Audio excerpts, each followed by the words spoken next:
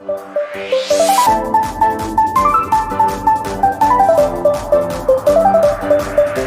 Find out the number of possible stereo isomers या total optical isomers कितने होंगे या टोटल स्टीरियो आइसोमर्स कितने होंगे, इसको हम देख लेते हैं। तो इसके लिए भी वही सेम केसेस हैं just like to the geometrical isomers. आपने देखना होगा कि मॉलिक्यूल अनसिमेट्रिकल है या सिमेट्रिकल है। तो अगर तो मॉलिक्यूल अनसिमेट्रिकल है तो इस केस में number of total optical isomers find out करना या स्टीरियो आइसोमर्स फाइंड आउट करना बहुत ही सिंपल है। तो वही फार्मूला आपने लगाना है 2 की पावर n। तो इस केस में देखना है हमने जब हम बात करेंगे ऑप्टिकल आइसोमर्स की तो उसमें से ऑप्टिकली एक्टिव कितने होंगे और उसमें से जो नॉट द मिरर इमेज है यानी कि ऑप्टिकल इनएक्टिव जिसको हम कहते हैं मीजो कंपाउंड वो कितने होंगे, और फिर उनको टोटल करके फिर हम निकालेंगे total number of optical isomers. Important point है।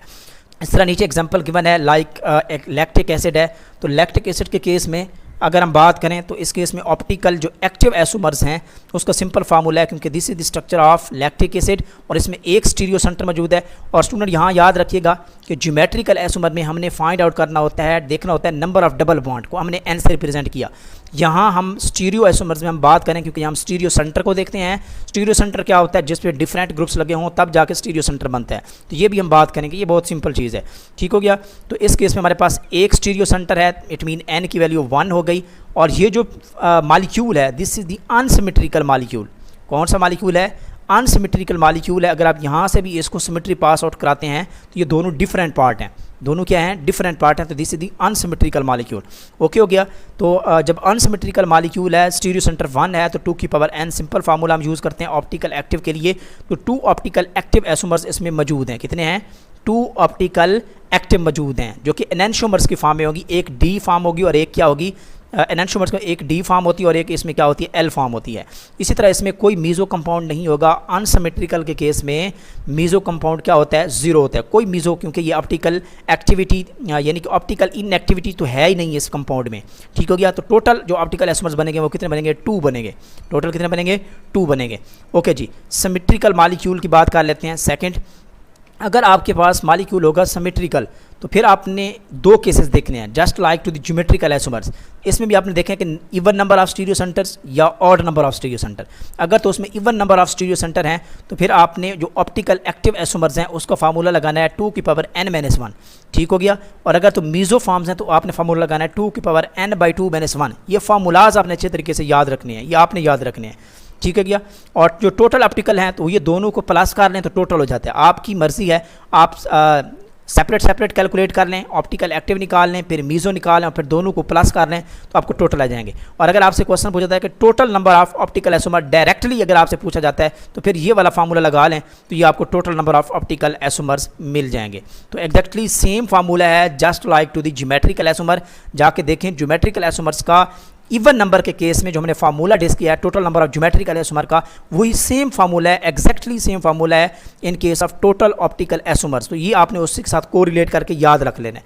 ठीक हो गया। इसी तरह अगर आपके पास ऑड स्टीरियो सेंटर हैं तो उस केस में जो ऑप्टिकल एक्टिव आइसोमर्स हैं, ऑप्टिकल एक्टिव, तो उसका फार्मूला आपने ये वाला यूज़ करना है। जो मीज़ो है उसके लिए आपने ये यूज़ करना है। और इस केस में जो टोटल ऑप्टिकल आइसोमर्स होंगे उस केस में आपने फार्मूला सिंपल फार्मूला यूज़ करना है 2 की पावर n-1, 2 की पावर n-1, ये वाला फार्मूला यूज़ करना है। अब हम एग्जाम्पल की बात कर लेते हैं तो आपको और कॉन्सेप्ट्स क्लियर हो जाएंगे। जस्ट लाइक एग्जाम्पल नंबर 1 मैंने आपके साथ शेयर की है, ग्लूकोज। देखें ग्लूकोज की जो स्ट्रक्चर है this is the unsymmetrical structure. ये कौन सी है, अगर आप इसको यहाँ से भी ब्रेक करते हैं तो दोनों पार्ट्स ये सेम नहीं है, तो this is the unsymmetrical structure है। तो जब अनसिमेट्रिकल स्ट्रक्चर है तो इस केस में ऑप्टिकल एक्टिव आइसोमर्स का फार्मूला हमने यूज़ किया था 2 की पावर n, सिंपल फार्मूला 2 की पावर n। जब 2 की पावर n है तो कितने हो गए, टोटल जो है हमारे पास क्या हैं, 16 हैं। टोटल क्या है, 16 है और इसमें कोई मीज़ो कंपाउंड है। तो टोटल जो ऑप्टिकल आइसोमर्स हैं, या आपसे पूछा जाए कि जो टोटल स्टीरियो आइसोमर्स हैं, टोटल स्टीरियो आइसोमर्स हैं वो कितने हैं, वो भी 16 है। तो ये आपने याद रख लेना है, वेरी इंपॉर्टेंट एग्जांपल है। इसी तरह फ्रक्टोज की बात कर लें तो ये भी क्या है, this is also the unsymmetrical compound. दोनों आइडेंटिकल कंपोनेंट नहीं है, पार्ट्स नहीं है, तो अनसिमेट्रिकल है।